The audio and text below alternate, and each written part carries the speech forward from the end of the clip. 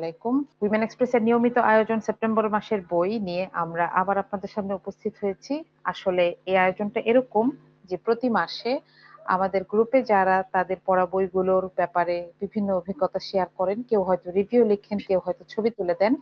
আমরা সেই আলোচনাগুলো আপনাদের সামনে গুছিয়ে উপস্থাপন করার চেষ্টা করি। শুরুতেই কৃতজ্ঞতা জানাচ্ছি যারা সেপ্টেম্বর মাসের বই আমাদের সাথে শেয়ার করেছেন। আমরা আস্তে আস্তে তাদের নাম জানবো। তো তাদের মধ্য থেকে আমাদের সাথে আজকে উপস্থিত আছেন শারমিন আলম সুমি। সুমি, আসসালামু আলাইকুম। ওয়ালাইকুম আসসালাম আপু। জি, একটু কষ্ট দিলাম, তাই না? একটু ধৈর্যের পরীক্ষা দিতে হচ্ছিল। আচ্ছা, কেমন আছেন? জি আলহামদুলিল্লাহ ভালো। আপনি ভালো আছেন আপু? জি, ভালো আছি আলহামদুলিল্লাহ। তো আমার খুব ভালো লাগছে। তো এখানে আমরা আমাদের লেখাগুলো নিয়ে আহ, জমাই। সেটা হচ্ছে womenexpressbd.com। এখানে কিছু বাছাই করা লেখা থাকে। আর নিচের যে গ্রুপটা দেখতে পাচ্ছেন এটা আসলে সবার জন্য উন্মুক্ত। বিশেষ করে আজকে আমরা যে আয়োজনটা নিয়ে বসেছি সেপ্টেম্বর মাসের বই, তার মানে হচ্ছে প্রতি মাসেই তাদের নিজেদের পড়া বইগুলো গ্রুপের মেম্বাররা আমাদের সাথে আলোচনা করতে পারেন। তো শুরুতেই আমাদের যে আজকের আমন্ত্রিত অতিথি শারমিন আলম সুমির 4টা বই পড়েছেন। সেই 4টা বইয়ের নাম এখানে আমি একটু নাম বলে যাই, তারপর হয়তো আমরা যিনি পাঠক তার কাছ থেকে সরাসরি শুনবো। এলিফ শাফাকের 40 রুলস অফ লাভ এবং হুমায়ুন আহমেদের নীল মানুষ, হুমায়ুন আহমেদের মেঘ বলেছে যাবো যাবো এবং হ্যাল এলরোডের মিরাকল মর্নিং পড়েছেন। বলেন আপনার বই পড়ার অভিজ্ঞতা কিরকম ছিল, কোনটা ভালো লেগেছে আমরা জানতে চাই। জি আসসালামু আলাইকুম। আমি শারমিন আলম সুমি চট্টগ্রাম থেকে বলছি। প্রথমে মার্দিয়া আপু এবং উইমেন এক্সপ্রেসকে ধন্যবাদ আমাকে বইয়ের ব্যাপারে কিছু কথা বলার সুযোগ করে দেওয়ার জন্য। তো সেপ্টেম্বর মাসে আমি মোট 4টি বই পড়েছি। এর মধ্যে উপন্যাস ছিল মোট 3টি। আচ্ছা, এরা প্রথমে বাংলা উপন্যাসের কথাই বলি। বাংলা 2টি উপন্যাস পড়েছি। দুটোই আমাদের সবার প্রিয় কথা সাহিত্যিক হুমায়ুন আহমেদের লেখা। তো সাধারণত আমরা দেখা যায় যে হুমায়ুন আহমেদের বই আমরা একটু হালকা মেজাজে একটু ভালো সময় উপভোগ করার জন্যই পড়ি। তবে এই দুটো বইই আমাকে বলতে গেলে একটু ভালোই চিন্তায় ফেলে দিয়েছে। মানে এগুলো একটু উপলব্ধি করার মতো বই। যেমন নীল মানুষে একদম খুব সাধারণ ছাপোষা একজন মানুষের কথা বলা হয়েছে, যিনি একটি প্রতিজ্ঞা করেছেন যে টানা 20 বছর তিনি কোনো মিথ্যা বলবেন না। প্রথম দিকে তার কাজটি সহজ মনে হলেও আহ, তার যখন 20 বছর প্রায় পূর্ণ হয়ে যাবে তখন দেখা যায় যে তার ছেলে একটি পুলিশি ঝামেলায় ফেঁসে যায়, যেখানে তিনি মিথ্যা কথা বললেই তার ছেলেটা এই ঝামেলা থেকে বের হয়ে আসতে পারে। কিন্তু তিনি তার আসলে শপথে অটল ছিলেন। এবং মানে এই একটা উপন্যাস হলে উপন্যাসটার মধ্যে একটা মোরাল আছে, যেখান থেকে আমরা বুঝতে পারি যে মানে মিথ্যা কথা বলা বন্ধ করলেই আসলে অনেক পাপ থেকে বেঁচে থাকা যায়। এবং মাঝে মধ্যে সত্যি কথা বলাও যে কত কঠিন এটা পাঠককে একটা দ্বিধায় ফেলে দিবে আমি বলবো। দ্বিতীয় বইটা হচ্ছে মেঘ বলেছে যাবো যাবো। এটা একটু মোটামুটি একটা বড় উপন্যাস এবং এটা মূলত হাসান নামে একটি ছেলেকে নিয়ে, যে খুব সাধারণ একটি ছেলে এবং খুবই ভালো মানুষ, যে অন্যদের জন্য অনুরোধ করতে পারে কিন্তু নিজের কথা কখনো কাউকে বলতে পারে না। তো সে দেখা গেল তার জীবনে বস্তুগত কিছুই পায়নি। এক সময় সে অসুস্থ হয়ে মৃত্যুর দ্বার প্রান্তেই চলে গেল, কিন্তু সে জীবনে মানুষের অফুরন্ত ভালোবাসা পেয়েছে। আসলে বইটা পড়ে বোঝা গেল যে মানে বস্তুগত জিনিসের চেয়ে ওই যে মানুষের ভালোবাসা পাওয়া সেটা একটা অমূল্য জিনিস। তৃতীয় যে বইটার কথা বলবো এটা খুব সিম্পলি একটা সেলফ হেল্প বই, এবং এই বইটার নাম হচ্ছে মিরাকল মর্নিং। আমি ইংরেজিটা পড়েছি, আশা করি বাংলাও আছে। এ ধরনের জনপ্রিয় বইগুলোর বাংলা পাওয়া যায় রকমারি.কম বা বিভিন্ন বড় বুক শপ গুলোতে। তো এই বইটার প্রথম কিছুটা অংশ হচ্ছে একজন মানুষ সকালবেলা যে উঠবে সেটার জন্য সে কিভাবে দৃঢ় প্রতিজ্ঞ হতে পারে। আমরা তো জানি যে সকালে উঠলে আসলে সকালের সময়টা অনেক বরকতময়। সকালে উঠলেই কিন্তু দিনের মধ্যে অনেক কাজ করা যায় এবং সুন্দরভাবে দিনটা শুরু করা যায়। তো একজন মানুষকে খুব বলবো যে আমি ধাপে ধাপে খুব সহজভাবে কিভাবে সে সকালে উঠতে পারে এবং সকালে তার কাজ গুছিয়ে নিতে পারে সেই বিষয়ে বলা আছে। এবং তারপরে বাকি অংশটা হচ্ছে যে লেখক হতে হলে কেউ যদি লেখাকে প্রফেশন হিসেবে নিতে চায় তাহলে সে কি কি করতে পারে সেই বিষয়ে এখানে বিস্তারিত অনেক কিছু আছে। আমি বলবো যে বইটা যারা সকালে উঠতে চায় এবং যারা লেখালেখিকে শখ বা পেশা হিসেবে নিতে চায়, দুই পক্ষেরই খুব কাজে আসবে। এবং সর্বশেষ আমি যে বইটার ব্যাপারে বলতে চাচ্ছি, এটার ব্যাপারে আমি একটু বিস্তারিতই বলতে চাই কারণ বইটা আমাকে খুবই মুগ্ধ করেছে। এই বইটার নাম হচ্ছে দ্য 40 রুলস অফ লাভ এবং বইটার লেখক হচ্ছেন এলিফ শাফাক। এলিফ শাফাকের ব্যাপারে আমি একটু পরে বলছি, আগে বইটা সম্পর্কে বলি। বইটা শুরু হয় মূলত ইলা নামে একজন নারী, 40 বছর বয়স্ক, তিনি আমেরিকায় থাকেন। তিনি একটি সুইট ব্লাসফেমি নামে একটি বই রিভিউ করার জন্য তাকে দেওয়া হয় তার কোম্পানি থেকে। এবং তখন বইটি পড়তে পড়তে সে তার নিজের জীবনেরই অনেক কিছু উপলব্ধি করতে পারেন এবং সেই বইয়ে লেখা ছিল মূলত হচ্ছে সেই ত্রয়োদশ শতকে জালালউদ্দিন রুমি ইমাম এবং পরবর্তীতে যিনি কবি হন এবং সুফিজমের দিকে তিনি যান, এবং শামস ই তাবরিজ তিনি আরেকজন সুফিজমের আরেকজন আম, তাকে পথ প্রদর্শক বলা যায়।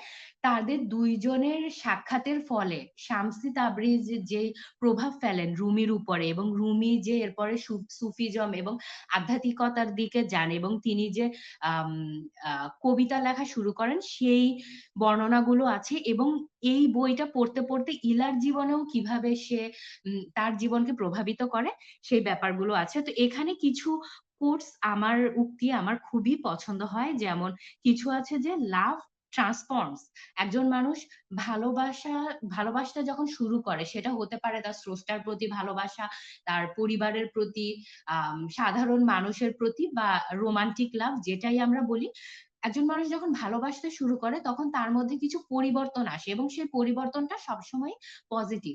স্রষ্টাকে ভালোবাসলে কিন্তু আমরা আস্তে আস্তে তার ইবাদত করতে করতে তার সন্তুষ্টি লাভের আশায় আমরা নিজেরাও ভালো মানুষ হিসেবে ভালো মানুষ হতে থাকি। এবং যখন আমরা কোনো মানুষকে ভালোবাসি তার জন্য আমরা যেই স্যাক্রিফাইস এবং কম্প্রোমাইজ গুলো করি তার মাধ্যমেও কিন্তু আমরা একজন উদার মানুষ হওয়ার দিকে ধাবিত হই। এরপরে আছে যে ভালোবাসলে তার সবটাকে ভালোবাসতে হবে। ভালোবাসার মধ্যে কখনো অনেক সময় অনেক আমাদের কঠিন পদক্ষেপ নিতে হয়। একজন মানুষকে আমরা ভালোবাসলে তার মধ্যে ভালোটা থাকে, খারাপটা থাকে। ভালোবাসা মানে তার পুরোটাই গ্রহণ করতে হবে। তারপরে একটি কথা আসে যে love exists when we born and discovered gradually. এটাও হচ্ছে যেমন ইলার ক্ষেত্রে সে তার 40 বছর বয়সে কিন্তু তার প্রকৃত ভালোবাসাকে খুঁজে পেয়েছে, সেরকম আমরা প্রত্যেকটা মানুষই কিন্তু আমাদের হৃদয়ে ভালোবাসা নিয়ে জন্মায়, সেটা উপযুক্ত পরিবেশে আসলে প্রকাশিত হয়। এরপর আমাকে সবচেয়ে যে কথাটা প্রভাবিত করেছে সেটা হচ্ছে রিয়াল ফিল্ড ইজ ইনসাইড। এই কথাটা আসে যখন শামসি তাবরিজ আম, আহ, বিভিন্ন মানুষের সাথে, সে কিন্তু রাস্তাঘাটে বিভিন্ন মানুষের সাথে কথা বলতে পছন্দ করত। সে এমন কিছু মানুষের সাথে কথা বলে যেমন কুষ্ঠরোগী বা মদ্যপ ব্যক্তি, বা তার পেশার কারণে হয়তো তাকে মানুষ অপছন্দ করে, অপছন্দ কি বলবো, ঘৃণাই করে। এই ধরনের মানুষকেও সে বোঝায় যে যতক্ষণ পর্যন্ত তোমার ভেতরটা পরিষ্কার ততক্ষণ পর্যন্ত তুমি ভালো মানুষ, ততক্ষণ পর্যন্ত স্রষ্টার কাছেও তুমি ভালো। আমাদের বাইরে যতই অপরিচ্ছন্নতা থাকুক সেটা কিন্তু ধুলে চলে যায়, কিন্তু যখন ভেতরে আমাদের কোনো আহ ময়লা আবর্জনা থাকে, এখানে তিনি সেটাকে বলেছেন হেট্রেড অ্যান্ড বিগট্রি। যখন আমাদের ভেতরে ঘৃণা থাকে এবং বিগট্রি মানে আমরা যখন অনেক জাজমেন্টাল হয়ে যাই, আমরা যখন একটা মানুষকে তার জাতি, তার বর্ণ এসবের উপরে বৈষম্য করি, যেটা আসলে এই যুগেও দেখা যায় যে খুব একটা প্রকট সমস্যা। এই বিষয়টাকে আসলে আমরা যদি নিজেরাই আমাদের নিজেদেরকে এসব থেকে পরিচ্ছন্ন করতে না চাই, এই বিষয়গুলো আসলে ধুয়ে ফেলাটা আসলে কোনো পানির পক্ষে বা বাহ্যিকভাবে সম্ভব না। এবং স্রষ্টাও কিন্তু সেটাই দেখবেন আমাদের ভেতরে কতটুকু পরিচ্ছন্ন। তো এই পয়েন্টটা আমাকে খুবই প্রভাবিত করেছে। এরপরে আরেকটা পয়েন্ট হচ্ছে লাভ শুড বি অ্যাপ্রিসিয়েটেড। যেমন আমরা অনেক সময় বলি যে মুখে বলি না তাতে কি হয়েছে, কিন্তু আসলে এটা প্রকাশ করা প্রয়োজন। সেটা বা মানে আমাদের পরিবারের মানুষ হোক বা আমাদের চারপাশের মানুষ হোক, সেটা আসলে প্রকাশ করা প্রয়োজন, না হলে আমরা যাকে ভালোবাসছি সে কিভাবে বুঝতে পারবে। এবং শেষে আরেকটি বলবো, love can not be explained yet it explains all. যেমন আমরা অনেক সময় মানে ভালোবাসাটাকে প্রকাশ করতে পারি না, মানে মুখে হয়তো প্রকাশ করতে পারি না, ভাষায় প্রকাশ করতে পারি না, এটা এতটাই গভীর যে সেটা প্রকাশ করা শব্দে সম্ভব হয় না। কিন্তু যখন আমরা কাজের মাধ্যমে প্রকাশ করি, যখন আমরা সেই মানুষটার জন্য আমরা অনেক কিছু স্যাক্রিফাইস করছি, আমরা নিজেকে পরিবর্তন করছি, তখনই হচ্ছে সেই ভালোবাসার মাধ্যমে সবকিছু প্রকাশ হয়ে যায়, সবকিছু ব্যাখ্যা পায়। তো এই কারণে এই বইটা আমার খুবই ভালো লেগেছে। এবং শেষে আমি লেখিকা সম্পর্কে একটু বলতে চাই।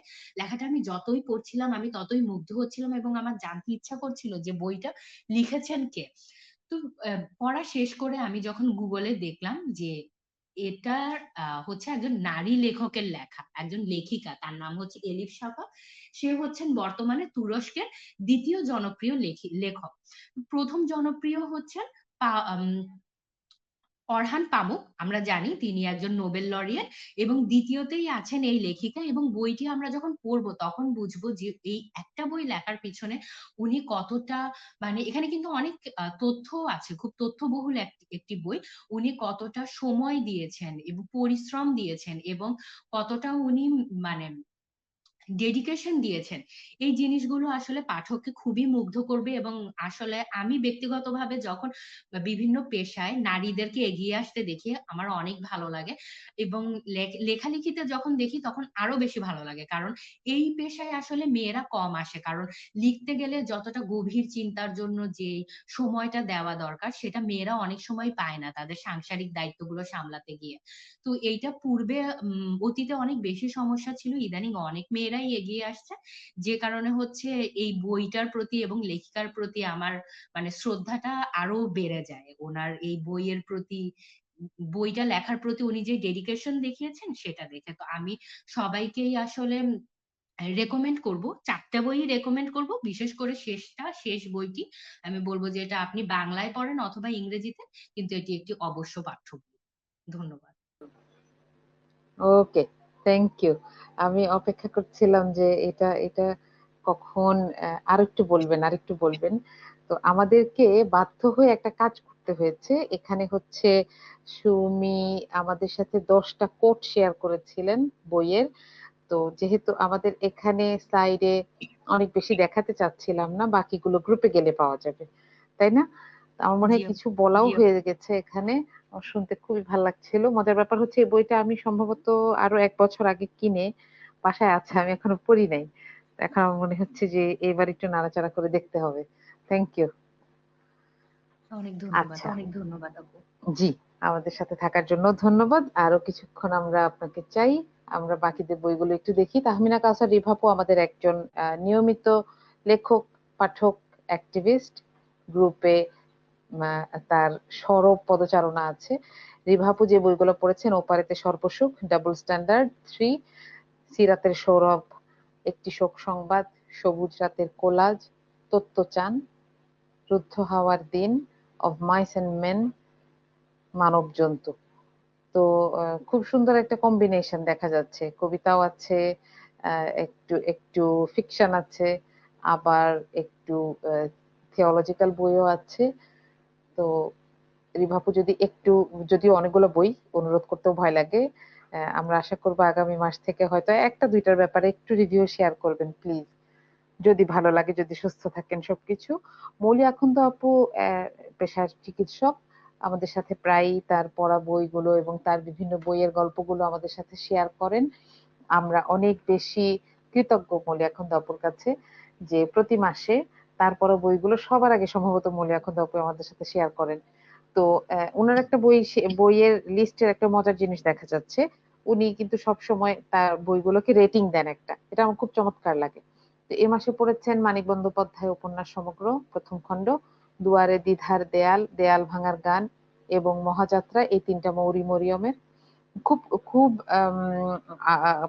সমসাময়িক লেখকদের বইও আপু পড়েন, এটা আমার কাছে আরেকটা আরেকটা ভালো লাগার বিষয়। Eldorado, Aminul Islam, Eldorado curse, Aminul Islam, animal farm, George Orwell, এটা আবার অনেক পুরনো একটা বই, তাই না? আবার অলৌকিক সমগ্র, গজেন্দ্র কুমার মিত্র এবং জল জাদুকর, সুস্মিতা জাফর। মজার ব্যাপার, এখানে সম্ভবত মানিক বন্দ্যোপাধ্যায়ের আমি কিছু কিছু উপন্যাস পড়েছি, কিন্তু বাকি কোনোটা আমার পড়া হয়নি। না, অ্যানিমাল ফার্ম পড়েছি, জর্জ অরওয়েলের। তো আপুর অনেক সাহস, আপু জর্জ অরওয়েলকেও রেটিং দিয়েছেন 4.25।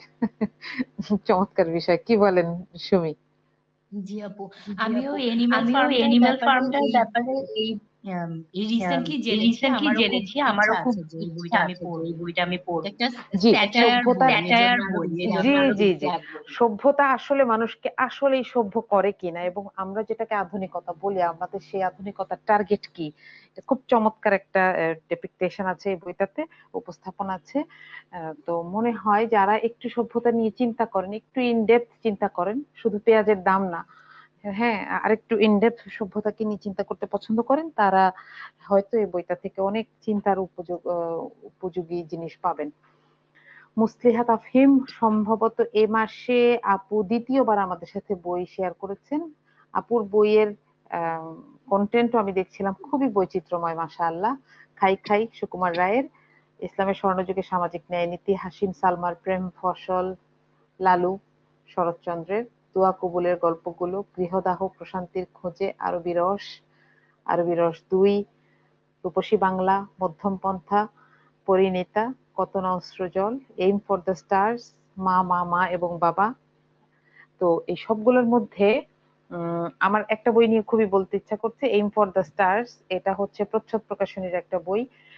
এই কাজটা খুব সুন্দর হয়েছে, বিশেষ করে এখানে যে কালেকশন গুলো, এখানে কয়েক কয়েকজন কয়েকজনের কিছু কথাবার্তার সংকলন আছে। তো আমার কাছে এটা খুব সুন্দর লেগেছে, এবং সবচেয়ে বড় ব্যাপার এটা যে অনুবাদ করেছেন তিনি খুব প্যাশনেট বইটার ব্যাপারে। তো আমি ওইটা দেখেই বইটা জোগাড় করেছিলাম, আমার কাছে ভালো লেগেছে। এছাড়াও ইসলামের স্বর্ণযুগে সামাজিক ন্যায় নীতি আমার পড়া আছে, শরৎচন্দ্রের গুলো পড়া আছে, নুমান আলী খানের বইটাও পড়া আছে, আব্দুল্লাহ মাহমুদ নজিবের বই দুটা, আরবি রস 2 পড়ি নাই। তো এই আর কি। তো আমার কাছে সব মিলে মুসলিহা তাফহিম আপুকে অনেক বেশি ধন্যবাদ জানাচ্ছি আপনার বইয়ের লিস্টের জন্য, আর যদি আপনি আমাদেরকে শোনেন, আর যদি এরপর থেকে একটু একটু করেও রিভিউ শেয়ার করেন যেটা আপনার সবচেয়ে ভালো লেগেছে একটা দুইটার ব্যাপারে, হয়তো আমরা আরেকটু বেশি পাবো। খাদিজা ইয়াসমিন আমাদের সাথে একটা বই শেয়ার করেছেন, এ মাসে পড়েছেন আমাদের সাদাবাড়ি, হুমায়ুন আহমেদ। আপনার মতো শারমিন হুমায়ুন আহমেদের বই পড়েছেন। জি আপু। মানে এটা সম্ভবত সবার জন্য স্ট্রেস রিলিভারের কাজ করে মনে হয়, কি বলেন?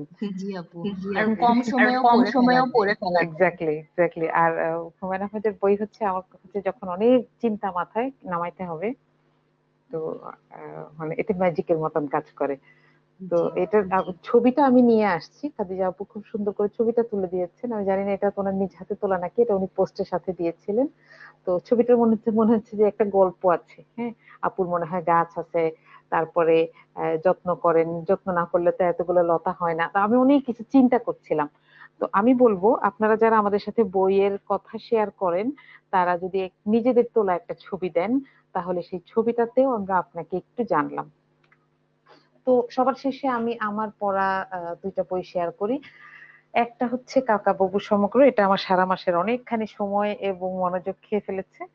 কিন্তু ওই যে সেই ফিকশন, আমার ফিকশন পড়ার একটা নেশা আছে। একটা ব্যাপার হচ্ছে সুনীল গঙ্গোপাধ্যায়কে আমার কাছে একটু অন্যরকম লাগে, কারণ ওনার একেবারে বড়দের বই বলতে তো আসলে কিভাবে বলি, মানে এমন কিছু বড়দের ইস্যু, পুরুষ নারীর সম্পর্ক, এগুলো একদম এক্সপ্লিসিটলি লেখা বইও আছে, আবার 100% বাচ্চাদের জন্য লেখা বইও আছে। বাচ্চাদের জন্য, অথবা আমি যদি এটাকে বলি কাকাবাবু ঠিক বাচ্চাদের জন্য না, কিন্তু মানে এখানে ওই জিনিসগুলা নাই। তো যার কারণে আমার কাছে ওনাকে খুব পাওয়ারফুল লাগে, যে আহ, একটা মানুষ দুইটা ডিসিপ্লিনে কিভাবে খুব আহ, সাড়ম্বরে নিজের অস্তিত্ব লিখেছেন একটা সময়, এটা আমার কাছে খুব অদ্ভুত লাগে। তো আমি এবার কাকাবাবু সমগ্র কেনার অজুহাতে আরেকবার পড়া হয়ে গেল, এর আগে ছাড়া ছাড়া পড়ে ফেলছিলাম, এবার একদম টানা সবগুলো পড়লাম। তো এই অভিজ্ঞতাটা এত সুন্দর যে বইগুলোর সাথে যখন থাকি তখন মনে হয় সত্যি সত্যি আমি কাকাবাবুর সাথে যাচ্ছি, এবং কাকাবাবুর একটা ব্যাপার আছে, দুনিয়াকে অসম্ভব সরল ভাবে দেখেন, এইটাও আমার কাছে খুব ভালো লাগছিল। আর যে বইটা নিয়ে কথা বলবো সেটা হচ্ছে still like an artist, Austin Kleon. আমার মনে হয় এটার প্রত্যেকটা পৃষ্ঠা নিয়ে আমি 1 ঘন্টা কথা বলতে চাই। হ্যাঁ, আমার কাছে খুবই ভালো লাগছিল। কারণ বইটা কেমন যেন, মানে বইটা মনে হচ্ছে আমার সাথে কথা বলছে। বইটার আপনারা যদি কেউ উল্টান তাহলেও দেখবেন যে এটা একদম সারা বইয়ে শুধু লেখা লেখা দিয়ে ভরা না। কতগুলো হাতে আঁকা ছবি আছে, কতগুলো ব্রেন স্টর্মিং জায়গা আছে, কতগুলো মাইন্ড ম্যাপ আছে। কিন্তু প্রত্যেকটা কথা আপনাকে কেউ একজন বলা দরকার। আপনার জীবনে আমি মনে করি 25 বছর বয়স হয়ে গেলে একটা মানুষের এই কথাগুলো শুনতেই হবে, জানতেই হবে। আমাকে কেউ কখনো বলে না, আমি সারা জীবন এটা নিয়ে অপরাধ বোধে ভুগেছি যে আমি এক ডিসিপ্লিনে পড়ালেখা করলাম, আমার মনোযোগ আরেক ডিসিপ্লিনে, আর আমি পড়াই, আমি যেখানে পড়ালেখা করেছি সেই ডিসিপ্লিনে। আমার এটা নিয়ে খুব অপরাধ বোধ ছিল। হ্যাঁ, কিন্তু এইটাতে আমি দেখলাম যে আমাকে অনেক আশকারা দেয়া হচ্ছে। আমাকে অস্টিন ক্লিয়ার বারবার বলছেন যে হ্যাঁ, তোমার সাইড জবটা ঠিক আছে, একটা সাইড জব থাকতেই হবে, আবার একটা ডে জব থাকতেই হবে। আবার সব ছেড়ে লেখালেখিতে আমার মাঝে মধ্যে মনে হয় যে সব ছেড়ে যদি একটু লেখালেখি করতে পারতাম, একটু বই টই পড়তে পারতাম। তিনি আবার এই রাশ টানেন যে না, একটা ডে জব থাকতে হবে। চমৎকার একটা বই, আমার কাছে খুব ভালো লাগছিল। আমি ইচ্ছা করতেছিল তো আসলে পুরাটা বই শেয়ার করতে। আমি আমার পোস্টে একটা ছবি শেয়ার করেছি যে একটা প্রজেক্ট যখন আমরা হাতে নিই সেটার সাথে কি হয়, যে প্রথমে মনে হয় যে এইটার চাইতে বেস্ট আইডিয়া আর নাই। একটু যখন আমরা কাজ করা শুরু করি তখন মনে হয় যে যা ভাবছিলাম তার থেকে তো একটু কঠিন। তারপরে আরেকটু পরে মনে হয় ওরে বাবা অনেক কাজ করা লাগতেছে। একটা সময় গিয়ে মনে হয় ধুর, বোরিং লাগতেছে, আর কাজ করতে ভালো লাগে না। একটা সময় গিয়ে মনে হয় যে একটা রাত্রে, একটা দিন এরকম যায় যে মনে হয় okay, this is the end of this project, আর যাব না। আর এটা যদি আমরা পার হতে পারি, এর পরের জায়গাগুলো সুন্দর। একটা সময় আমরা যখন শেষ দিকে টানেলের শেষ দিকের আলোটা দেখতে পাই তখন মনে হয় না, শেষ করলে মনে হয় ভালোই দেখা যাবে। হ্যাঁ, আর একদম শেষে আমাদের মনে হয় যে না, যত খারাপ ভাবছিলাম তত খারাপ আসলে হয় না, এই জিনিসটা সুন্দর ছিল। হ্যাঁ, তো এখানে উনি দেখেন এই ছবিটার নিচেও একটা জিনিস লিখে রাখছেন যে stolen from my friend more and McHugh. তার মানে হচ্ছে যে এই যে উনি এই কথাটা বলেছেন, বইয়ের নামটাই দেখেন যে স্টিল লাইক অ্যান আর্টিস্ট, যে আহ, দুনিয়ার কোনো জিনিস মৌলিক না, আমরা নিজেরাই মৌলিক না। আমি আমার বাবা থেকে অর্ধেক, মা থেকে অর্ধেক পেয়েছি, আবার আমার বাবার থেকে বাবার অর্ধেক হচ্ছে দাদার দাদির। তো যার কারণে আমার কাছে অনেক জনের মিক্স আসে, যেরকম জেনেটিক্যালি, সেরকম আমাদের আইডিয়া গুলাও কিন্তু কারোরটাই একদম পিওর না। কিন্তু যেটা হয় আমরা এটাকে নিজস্ব একটা ফ্লেভার দেই। তো এখানে উনি বলছেন যে ওনার ফ্রেন্ডের কাছ থেকে উনি এটা চুরি করে নিয়ে আসছেন। তো এটাকে মনে হয় এক্সপার্ট চোর বলে। তো এটাই ছিল আমাদের শেষ স্লাইড। আমি আবার শুরুতে একটা কথা একটু বলছিলাম, সেটা আপনাদেরকে মনে করিয়ে দিতে চাই যারা আমাদেরকে শুনছেন এবং দেখছেন। womenexpressbd.com, এটা হচ্ছে আমাদের মূল ব্লগ সাইট, যেখানে আমরা আমাদের বাছাইকৃত লেখাগুলো নিয়ে যাই। আর ফেসবুকের যে গ্রুপটা উইমেন এক্সপ্রেস ব্লগ, আপনারা দেখতে পাচ্ছেন অ্যাড্রেসটা এখানে আছে, facebook.com এর পর একটা স্ল্যাশ দিয়ে উইমেন এক্সপ্রেস ব্লগ একসাথে লিখবেন, এবং সেটাতে ছেলে মেয়ে যে কেউ আপনাদের বই পড়ার অভিজ্ঞতাগুলো শেয়ার করতে পারেন। এছাড়াও নানা বিষয়ে ওখানে লেখা হয়, নীতিমালা মেনে আপনারা সেখানে পোস্ট করতে পারেন। তো শারমিন, আপনার কাছেও বিদায় চাচ্ছি তাহলে। জি আপু, জি আপনাদেরকে আপু, অনেক আপনাদেরকে ধন্যবাদ। অনেক ধন্যবাদ। জি, আপনাকে অনেক ধন্যবাদ আমাদেরকে এইটুকু সময় দেওয়ার জন্য। আমার ব্যক্তিগতভাবে আমার অনেক ভালো লাগছে, কারণ আপনার সাথে আগে কখনো কথা হয় নাই। তো আল্লাহ আমাদের সবাইকে তৌফিক দিন, আমরা যেন এই যে জ্ঞানের পথের যাত্রা সেটাকে অব্যাহত রাখতে পারি।